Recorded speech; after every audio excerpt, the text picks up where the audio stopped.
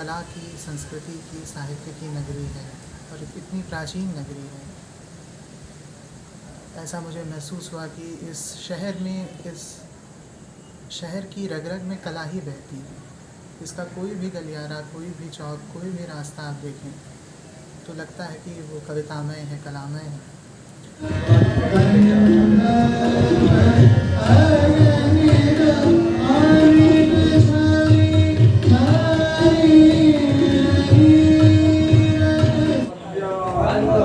बसु को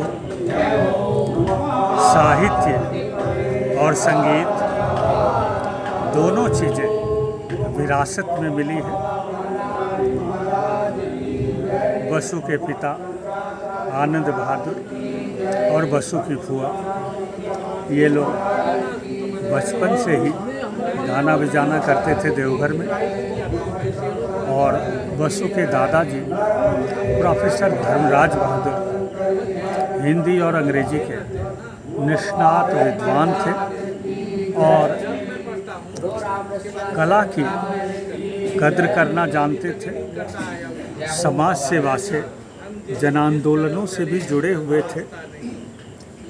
जो उनके विद्यार्थी रहे वो तो जानते ही थे, जिन्होंने उनको सार्वजनिक राजनीतिक मंचों पर भी सुना वह भी उनके मुरीद हो जाते थे। तो परंपरा से विरासत में आई ये चीज़ें अपना रंग दिखाती हैं। और आज बसु संगीत में, कविता की दुनिया में जो राष्ट्रीय स्तर पर इतनी कम उम्र में ख्याति बिखेर रहे हैं, इसके पीछे ईश्वर की कृपा।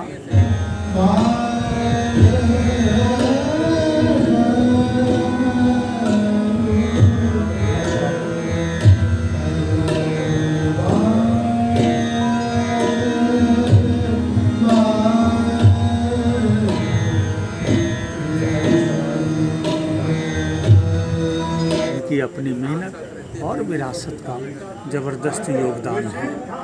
बसु को दिन ब दिन हम लोग जो सुनते हैं तो इनमें जो प्रौढ़ता आती है और गायकी में जिस वजन की ज़रूरत होती है, वो चीज़ें जो धीरे धीरे आ रही हैं, हम लोग तो इनको सुनते हुए मंत्रमुग्ध हो जाते हैं। लगता है कि एक अलग जो वास्तविक दुनिया है उसमें हम लोग पहुंच जाते हैं। अपनी कृत्रिम दुनिया से छोड़ करके जब इनको सुनते हैं, इनका प्रभाव देर तक रहता है। भी गायकी के दो अंग होते हैं, एक स्वर, लय, ताल और दूसरी बात है उसका भाव। प्रस्तुति में वो भाव आ रहा है कि नहीं। तो मैं एक संगीत का छोटा सा विद्यार्थी होने के नाते इतना कह सकता हूँ कि बसु में ये दोनों ही भाव, मतलब गायकी के अंग, स्वर, लय, ताल और राग की शुद्धता, प्रस्तुतिकरण का निराला अंदाज और साथ में जो इसका उससे रस निष्पत्ति, किसी खास राग से कौन से रस की निष्पत्ति होगी, चाहे बंदिशों के द्वारा, आलाप के द्वारा, तान के द्वारा, संपूर्ण गायकी के द्वारा ये अच्छी तरह से प्रस्तुत कर रहा है। और मेरी आशा है कि आगे ये और अच्छी से अच्छी प्रस्तुति देगा, हिंदुस्तान में इसका नाम हो और ये ऐसी गायकी करते रहे। यही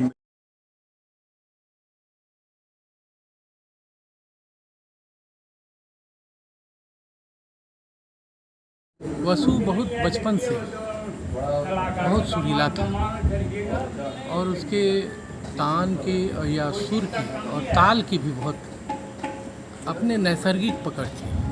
छोटा मोटा कोई भी कार्यक्रम में वो कुछ भी गाता था तो सभी लोग एक सुर से यही कहते थे कि सर इसको और कुछ मत कराइएगा, ये गाने के लिए पैदा हुआ है। मुझे याद है कि बुद्धिनाथ मिश्र जी जो भारत के बड़े कवि हैं, गीतकार हैं, उन्होंने कहा कि मुझे कहा आनंद, बसु सुर को सुनता नहीं देखता है आँख से, ऐसा बिरला कलाकार है। जब मैं बसु का एडमिशन DPS रायपुर में कराने गया तो वहाँ के प्रिंसिपल ने कहा मुझको कि सर बसु को मैं प्रिंसिपल हूँ लेकिन बोल रहा हूँ डॉक्टर इंजीनियर मत बनाइएगा, यह उससे भी ऊंचा चीज़, ये गाने के लिए पैदा हुआ है।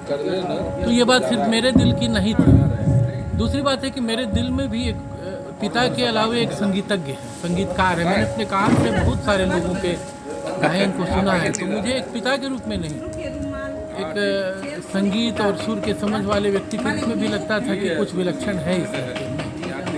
और मैं अक्सर मानता हूँ, हमेशा मानता हूँ कि जो बच्चे में प्रतिभा है उसी में वह आगे बढ़े, वह अपने माता पिता के सपनों को नहीं पूरा करे बल्कि अपने सपनों को पूरा करे, उसकी प्रतिभा जो है वह निकले। तो मैंने उसे नैसर्गिक रूप से छोड़ा, लेकिन इतना लग रहा था और धीरे धीरे करके स्वयं ही उसकी राह बनती गई।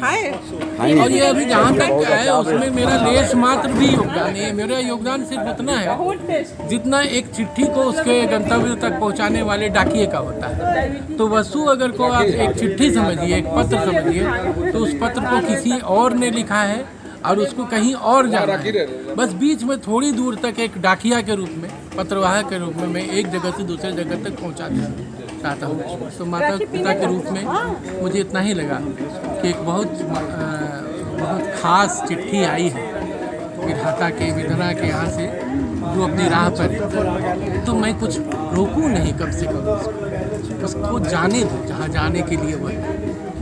और आप देखिए आज ये इतना बड़ा जो एक सुरों का एक सुंदर सप्तरंगी सुरों का जो एक जाल, एक संसार जो निर्मित हो रहा है वसु के चारों तरफ, वो उसी की महिमा है, इसमें मेरा कुछ भी नहीं। हम लोग ऐसा सोचे नहीं थे कि वसु संगीत के लाइन में जाएगा। हम लोग मतलब सोचे थे वो अपनी इच्छा से जहाँ जाए, तो ऐसे पढ़ने में भी बहुत ज़्यादा तेज था। तो हम लोग यही समझते थे कि कोई अधिकारी बनेगा या कुछ बनेगा, लेकिन देखे उसको कि मतलब जब 1 साल का ही था तो तबला पर एकदम सही मतलब ताल दिया। तो इसके पापा बोले कि नहीं, संगीत में ही उसका रुचि दिख रहा है।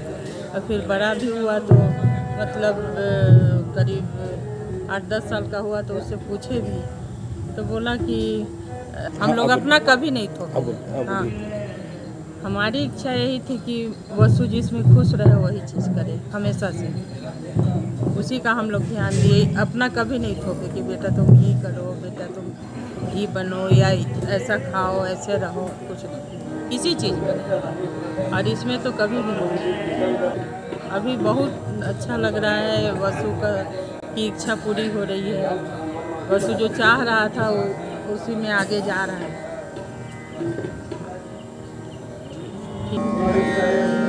वसु गंधर्व को मैंने पिछले साल देखा, वर्ष 2021 में।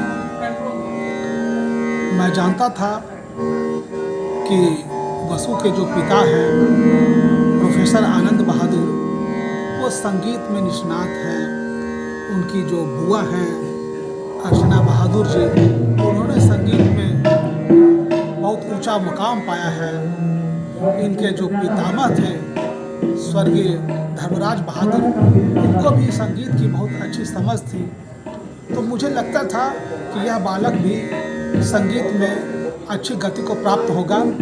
और जब मैंने सुना कि वसु का श्री वैद्यनाथ संगीतालय में एक एकल कार्यक्रम का आयोजन किया गया है, तो मेरा रहा सा संदेह भी जाता रहा। मुझे लगा कि जिस जगह पर पंडित विदेश्वर झा ने संगीत का सरसिज खिलाया था, उनकी साधना स्थली, उनके आभा मंडल के बीच अगर इस लड़के को संगीत की प्रस्तुति देने का आमंत्रण मिला है तो जरूर इसमें कोई बात है। घर में आना मेरे लिए बहुत ही सौभाग्यपूर्वक रहा। यहाँ आके मैंने बहुत से गुणीजनों का सानिध्य प्राप्त किया, उनके सामने गाना गाया, उनसे सराहना प्राप्त की, कुछ बहुत कुछ सीखने को मिला। और उनके सानिध्य को बाकी अपने संगीत को मैं और समझ पाया, अपने संगीत की जड़ों को, परंपरा की जड़ों को समझ पाया। तो इससे निश्चित ही रूप से ये देवघर की यात्रा मेरे लिए एक मील का पत्थर है। मेरी संगीत की अभी जो यात्रा शुरू हुई है उसके गुणीजनों का स्नेह अगर ऐसे ही बरकरार रहे तो मैं और संगीत में डूबना चाहूँगा इस यात्रा को। जी, वसु बहुत प्यारा बच्चा है और जितना प्यारा है उतना ही इसके गले में काफ़ी मिठास है। और मैं इस बच्चे का विगत कुछ साल 1.5 साल पहले मैंने इसका बैद्यनाथ संगीतालय में सुना था और मैं इसको तहे दिल से आशीष देता हूँ कि ये इसको हम लोग बड़े मंच पर और नेशनल गवैया के रूप में बाबा बैद्यनाथ से कामना करता हूँ कि ये लड़का आगे बहुत जाए।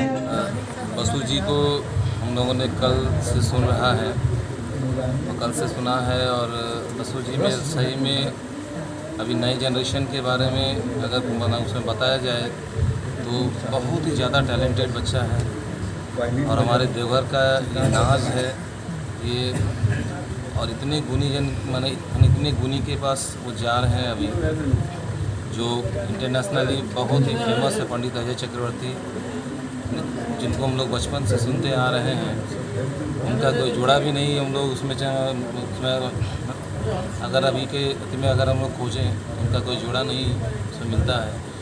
और उनकी बेटी का भी गायन हम लोग सुनते हैं, कौशिकी चक्रवर्ती, तो उनके घराना का जो है इसमें। और हम समझते हैं कि पटियाला घराना को ये लोग उसमें फॉलो करते हैं और पटियाला घराने की जो खासियत है वो लेकर के चल रहे हैं। और सही में आपके सम्मुख 2 बातें कहना ही चाहूँ।